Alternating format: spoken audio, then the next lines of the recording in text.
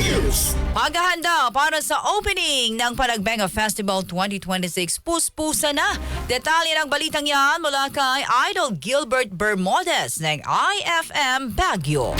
RMN Live Report.